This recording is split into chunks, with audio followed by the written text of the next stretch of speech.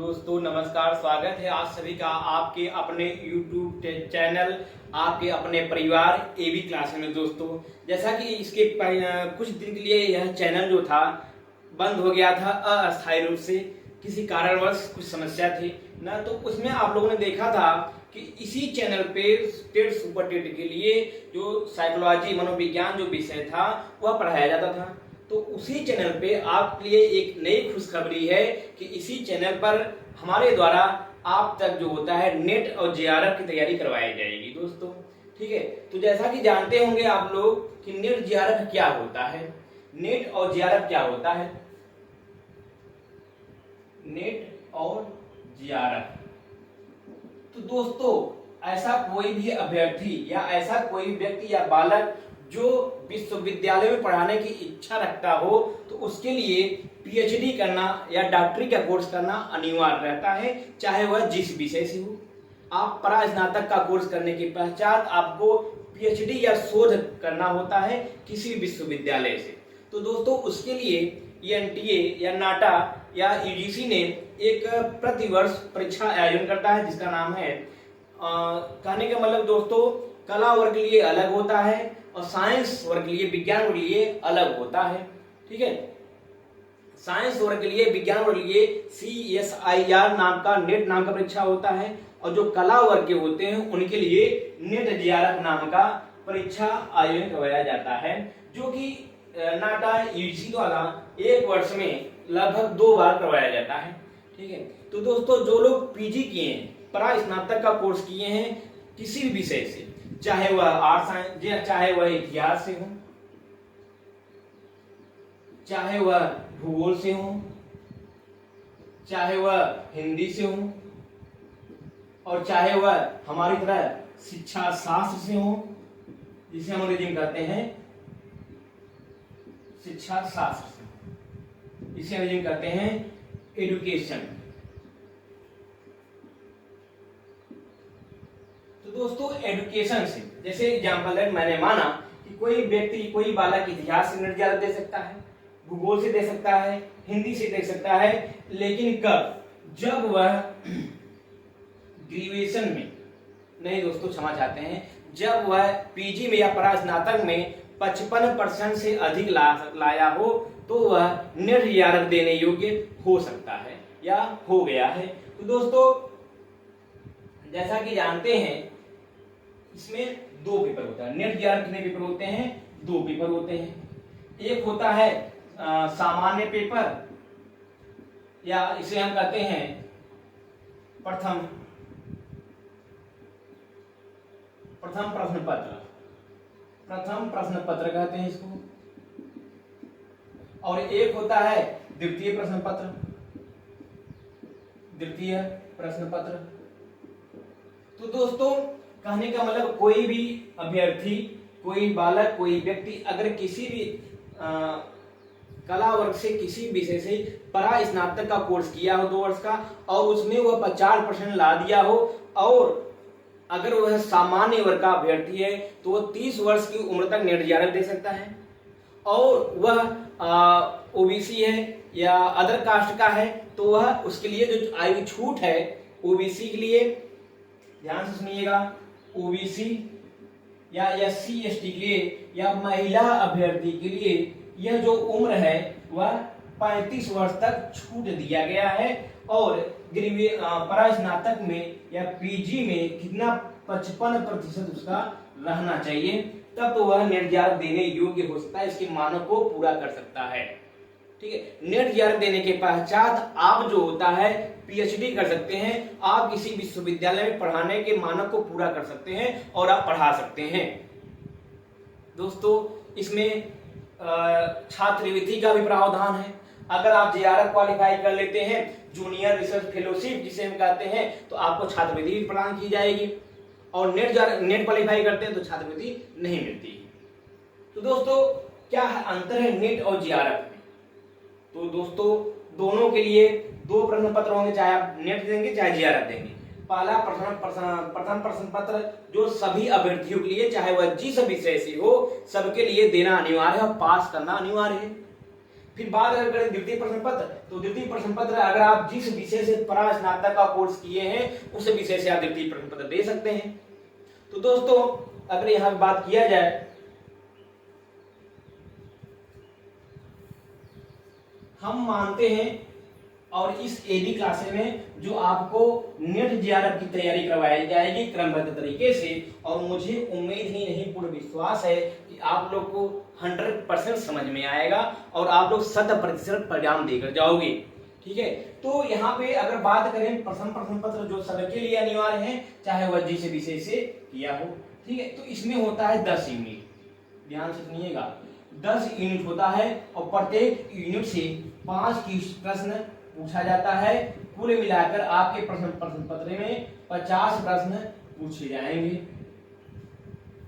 प्रथम प्रश्न पत्र में जो सबके लिए अनिवार्य होता है 10 यूनिट रहता है और प्रत्येक यूनिट से 5 प्रश्न रहते हैं और 5 गुणे 10 बराबर 50 प्रश्न हो जाते हैं, जिसमें से आपको अगर जीआरएफ होना है तो कम से कम 35 नंबर आप या 35 प्रश्न को सही हल करना होगा।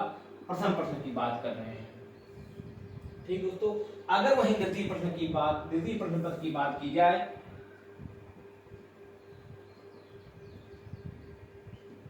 तो इसमें भी 10 यूनिट रहता है, 10 इकाई या 10 यूनिट रहता है, जहां से एक यूनिट से 10 प्रश्न फिक्स रहते हैं। मतलब कहने की मतलब ये जो है आपका द्वितीय प्रश्न जो होता है 100 प्रश्न का होता है। ठीक है, तो नेट और जीआरएफ में थोड़ा सा अंतर है, और से तो पेपर बहुत हार्ड होता है, थोड़ा सा अंतर है। हमें आपको धैर्य से, मन से, क्रमबद्ध तरीके से लगना होगा, तभी इतनी बड़ी सफलता को हम प्राप्त कर सकते हैं, जिसमें हमारा भी योगदान रहेगा और आपका भी योगदान रहेगा। हम तो केवल एज लाइक आपको मार्गदर्शन करेंगे, मेहनत तो आपको ही करना पड़ेगा, उस रास्ते पर आपको ही चलना पड़ेगा। ठीक है दोस्तों, तो आप लोग केवल धैर्य बना के मेरे साथ लगे रहिए। मैं एबी क्लास की तरफ से यह गारंटी लेता हूं कि अगर आप मेहनत और धैर्य से लगे हुए हैं तो सफलता हमारी और आपकी कदम अवश्य चुनेगी।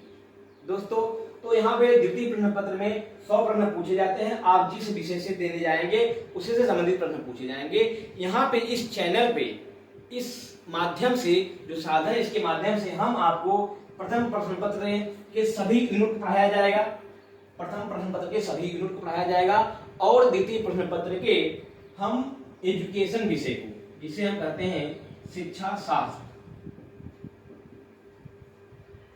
शास्त्र के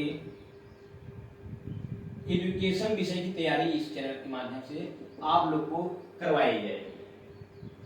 तो दोस्तों आप ध्यान देंगे, जितने लोग नेट जीआरएफ एजुकेशन विषय से देने जाएंगे तो उसमें समझ में आ गया आपको, प्रथम प्रश्न पत्र से 50 प्रश्न किया जाएगा, द्वितीय प्रश्न पत्र से आपके 100 प्रश्न आएगा, और जिसमें से अगर आपको जीआरएफ होना है दोस्तों, नेट जीआरएफ कोई अलग पेपर नहीं होता है, दोनों का एक ही पेपर में शामिल होता है। उसी में जिसका नंबर ऊपर से ज्यादा रहता है उसको जीआरएफ दे दिया जाता है, उसे प्रति माह 35 से लेकर 45 हजार रुपए तक छात्रवृत्ति के तौर पे आपको पढ़ने के लिए दिया जाता है। और वहीं अगर नंबर कम आया है तो आप नेट होंगे। ठीक है, तो एक ही पेपर होता है दोनों का। आपके अंदर जो विरोधाभास की प्रक्रिया हो उसको दूर कर दीजिएगा, अलग अलग पेपर नहीं होता है। आपका पेपर 2 भागों में होगा, प्रथम प्रश्न पत्र, द्वितीय प्रश्न पत्र। प्रथम प्रश्न पत्र सबके लिए अनिवार्य रहता है, वही सबके लिए पूछता है, और द्वितीय प्रश्न पत्र जिस विषय से आप पीजी किए हैं, पोस्ट ग्रेजुएट किए हैं, ठीक है, उसके विषय से आप चुन सकते हैं, दे सकते हैं। तो दोस्तों आइए हम बात करते हैं द्वितीय प्रश्न पत्र पर। द्वितीय प्रश्न पत्र दोस्तों अनेक विषयों में से हम पढ़ाएंगे आपको, जो शिक्षा शास्त्र है, जिसे अंग्रेजी में एजुकेशन कहते हैं, उस विषय की तैयारी यहाँ करवाई जाएगी।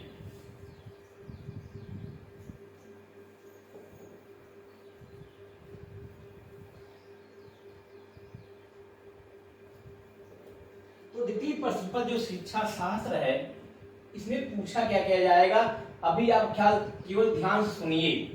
ठीक है, इसमें 2 लोग का फायदा होगा। शिक्षा शास्त्र जब भी हम नेट जीआरएफ तैयारी करने जाते हैं या इससे जब हम परास्नातक का कोर्स करते हैं शिक्षा शास्त्र से, तो जो टेट, सीटेट, सुपर टेट की, किसकी ध्यान सुनिएगा, टेट, सीटेट, सुपर टेट की तैयारी करने जा रहे हैं, उसमें जो आपका मनोविज्ञान से 30 क्वेश्चन पूछा जाता है। अब इसमें क्या क्या है मनोविज्ञान में, सुपर डिटेल में बात करूं तो बाल विकास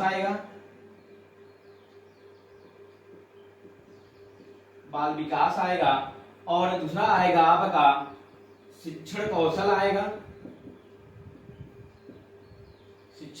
आएगा, और तीसरी यूनिट है इसमें जीवन कौशल। तो सुपर टेट के बाल मनोविज्ञान जो 3 भाग में पूछा जाएगा, 30 नंबर बाल विकास रहेगा, शिक्षण कौशल रहेगा, जीवन कौशल रहेगा। दोस्तों ध्यान सुनिए, केवल 2 मिनट ध्यान सुनिएगा। 2 लोगों को फायदा होने वाला है। कहने का मतलब एक पंथ 2 काज होने वाला है, सांप भी मर जाए और लाठी भी ना टूटे। तो दोस्तों यहाँ पे जब हम शिक्षा शास्त्र नेट 11 तैयारी करने जाएंगे तो हमें आपको इसमें 100 क्वेश्चन में से 70 क्वेश्चन हमें आपको वही पढ़ना है जो हमें सुपर टेट में पढ़ना है। ध्यान सुनिएगा, 100 नेट 11 के लिए शिक्षा शास्त्र जो हम पढ़ेंगे 100 प्रश्नों में से 70 नंबर वही पूछा जाएगा जो हमें आपको साइकोलॉजी से सुपर टेट में देना है, टेट में पढ़ना है और सीटेट में पढ़ना है। पढ़ना क्या क्या आइए देखते हैं। जैसे 70 नंबर में नेट 11 में क्या पूछा जाएगा, ठीक है। आपके समावेशी शिक्षा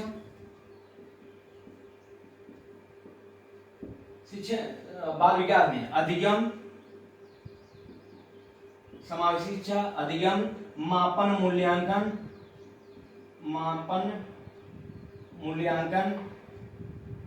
और आपका इसमें है संज्ञानात्मक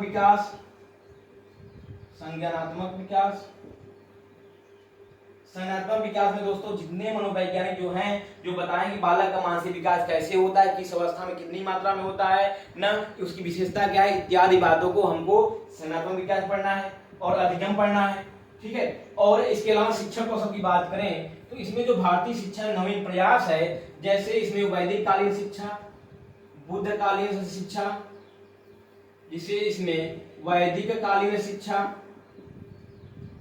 बौद्ध कालीन शिक्षा, मुस्लिम कालीन शिक्षा और ब्रिटिश कालीन शिक्षा और आधुनिक शिक्षा। इसके अलावा ठीक है, इसमें क्या क्या पढ़ना है आपके, RTE पढ़ना है 2009, NCF पढ़ना है ना, इत्यादि। कहने का मतलब हमें आपको 100 में से 70 क्वेश्चन 70 पढ़ना तो वहीं से पूछा जाएगा जो हम सुपर टेट के लिए पढ़ रहे हैं मनोविज्ञान के लिए। दोस्तों तो यहाँ पे एक विषय से 2 लोग को फायदा होने वाला है। अगर कोई व्यक्ति या बालक शिक्षा शास्त्र से तैयारी कर रहा है नेट 11 की, तो वह सुपर टेट में आने वाले मनोविज्ञान से 30 प्रश्नों को हल कर सकता है। तो जो अभ्यर्थी, जो छात्र छात्राएं, मेरे भाइयों और मेरे अनुज, अगर जो भी लोग हैं, जो लोग सुपर टेट तैयारी कर रहे हैं, ठीक है, तो वो लोग इस वीडियो को देख सकते हैं और अपने दोस्तों तक पहुंचा सकते हैं और हमसे जुड़ सकते हैं, ठीक है। यह आपका परिवार है, आप इसको बढ़ाइए या घटाइए, आपके ऊपर निर्भर करता है, ठीक है। तो दोस्तों आज से हम एकदम लगन से लग जाएंगे और तब तक नहीं रुकेंगे जब तक ये सफलता हमारी आपकी कदम ना चूम ले, ठीक है। तो आप लोग एक कुमार गौरव सर हैं, बहुत फेमस हैं ऑनलाइन, इस समय यूट्यूब पे छाए हुए हैं, पूरे भारत तक नहीं आप विश्व स्तर पे कर सकते हैं, अधिक से अधिक लाइव देखने वाले हैं। उनका एक कथन है, मंजिल ने हौसलों से कहा तेरी बस की बात नहीं, और हौसले ने मंजिल से कहा चल झुट्टी तेरी इतनी औकात नहीं। तो दोस्तों हम लोग अपने मंजिल को दिखा देंगे कि हमारे अंदर जो ज्वाला है, जो योग्यता क्षमता है, उस मंजिल की कोई भी औकात नहीं है कि उसको हम ना पा सकें ना। तो इसी उम्मीद और धैर्य से हम लोग साथ जुड़े रहेंगे और तब तक जुड़े रहेंगे जब तक सफलता हमें आपको मिल नहीं जाती है। ऐसे बालक, फिर से मैं एक बार बता रहा हूं, ऐसे बालक बालिकाएं, ऐसे अभ्यर्थी जो लोग टेट सुपर टेट की तैयारी कर रहे हैं, उसमें आने वाला बाल मनोविज्ञान या मनोविज्ञान से जो प्रश्न आते हैं वो लोग भी यह वीडियो को देख सकते हैं। तो दोस्तों तो ये हुआ कुछ कि हम नेट जेआरएफ की तैयारी कर रहे हैं और यहाँ से हमारे आपके सुपर टेट में भी फायदा हो जाएगा। ठीक है, इसके अलावा आइए बात करते हैं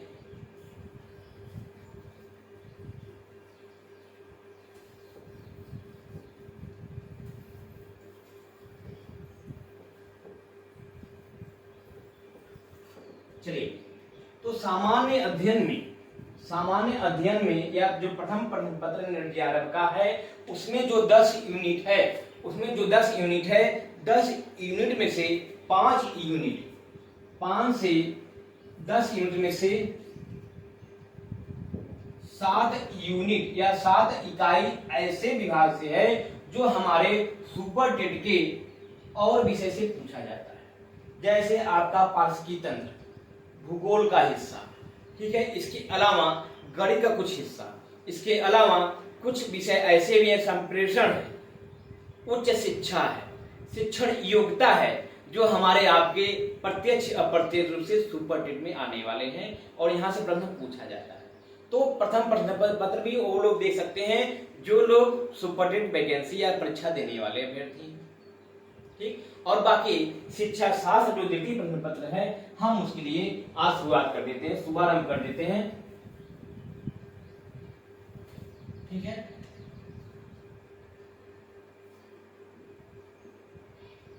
शिक्षा शास्त्र, इसमें आपके हमें कुल 10 यूनिट मिलेगी। ठीक है, इसमें जो पहला यूनिट कहने का मतलब है, पहला जो इकाई है उसका नाम है भारतीय दार्शनिक एवं उनकी विचारधाराएं। क्या नाम है उसका? भारतीय दार्शनिक एवं उसकी विचारधाराएं। यह आपका जो पहला ये चैप्टर है या पहला यूनिट या इकाई है, यहां से हम लोग शुरुआत करेंगे।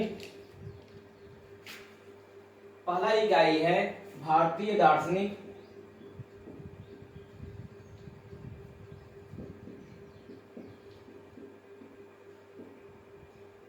एवं उनकी विचारधाराएं।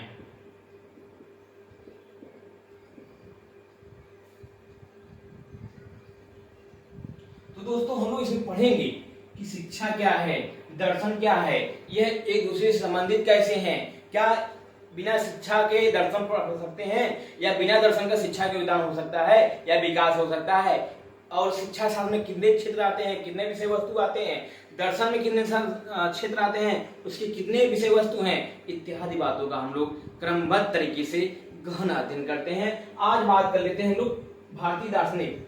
कहने का मतलब दर्शन शास्त्र जो है यह 2 भागों में बटा है, एक है पाश्चात्य दर्शन, एक है भारतीय दर्शन। ठीक है, जो दर्शन शास्त्र है वह कितने भागों में बटा है? 2 भागों में बटा है। एक है पाश्चात्य दर्शन और दूसरा है भारतीय दर्शन। तो दोस्तों हमें दोनों को क्रमबद्ध तरीके से पढ़ना है, तो तब सबसे पहले हम लोग यहाँ भारतीय दर्शन के विषय में पढ़ लेंगे, उसके पश्चात हम पाश्चात्य दर्शन पढ़ेंगे। इन दोनों दर्शनों को पढ़ने के पहले आइए थोड़ा सा हम पढ़ लेते हैं, देख लेते हैं कि शिक्षा क्या है और शिक्षा जो है वह दर्शन में आई कैसी, उसका योगदान क्या है। ठीक है,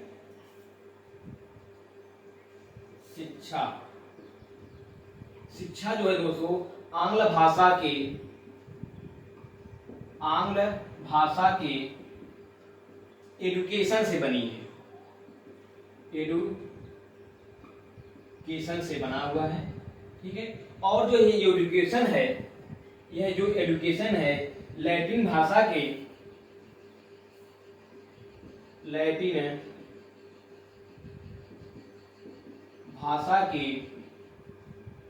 एडुकेटम से बना है, एडुकेटम से बना हुआ है। ठीक है दोस्तों, और जो एडुकेटम है यह 2 शब्दों से मिलकर बना है, ई और धन ड्यूको।